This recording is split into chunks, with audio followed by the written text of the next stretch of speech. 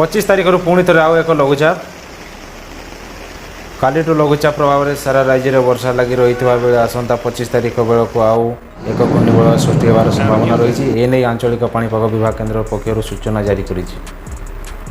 ଏହାର ପ୍ରଭାବରେ 23 ତାରିଖ ପରଠାରୁ ରାଜ୍ୟରେ ବର୍ଷାର ପରିମାଣ ବଢ଼ିବାର ସମ୍ଭାବନା ରହିଛି। ଗତକାଲି ସୃଷ୍ଟି ଲଘୁଚାପ କ୍ଷେତ୍ର ଆଜି ଉତ୍ତର ପଶ୍ଚିମବଙ୍ଗ ପାର୍ଶ୍ୱବର୍ତ୍ତୀ ଉତ୍ତର ଓଡ଼ିଶା ତତ୍ସଂଲଗ୍ନ ପଶ୍ଚିମ ଉପକୂଳ ଅଞ୍ଚଳରେ ସକ୍ରିୟ ରହିଛି। ଆଗାମୀ 2ରୁ 3 ଦିନ ଯାଏଁ ପଶ୍ଚିମ ଉତ୍ତର ପଶ୍ଚିମ ଦିଗରେ ଗତି କରିବ। ଉତ୍ତର ଓଡ଼ିଶା ଉତ୍ତର ଛତିଶଗଡ଼ ମୁହାଁ ହେବ ବୋଲି ସମ୍ଭାବନା ରହିଛି। ଗତ 24 ଘଣ୍ଟାରେ ବାଙ୍କିରେ ସର୍ବାଧିକ 372 ମିମି ବର୍ଷା ରେକର୍ଡ କରାଯାଇଥିଲା। ସେହିପରି ଖୋର୍ଦ୍ଧା ଜଟଣୀରେ 88 ମିଲିମିଟର, ହୀରାକୁଦରେ 87.8 ମିଲିମିଟର, ନବରଙ୍ଗପୁରରେ 81 ମିଲିମିଟର, ଭୁବନେଶ୍ୱରରେ 63.8 ମିଲିମିଟର ବର୍ଷା ରେକର୍ଡ ହୋଇଛି। ଆଜି ମଧ୍ୟ କିଛି ଅଞ୍ଚଳରେ 7ରୁ 20 ସେଣ୍ଟିମିଟର ପର୍ଯ୍ୟନ୍ତ ବର୍ଷାର ସମ୍ଭାବନା ରହିଛି।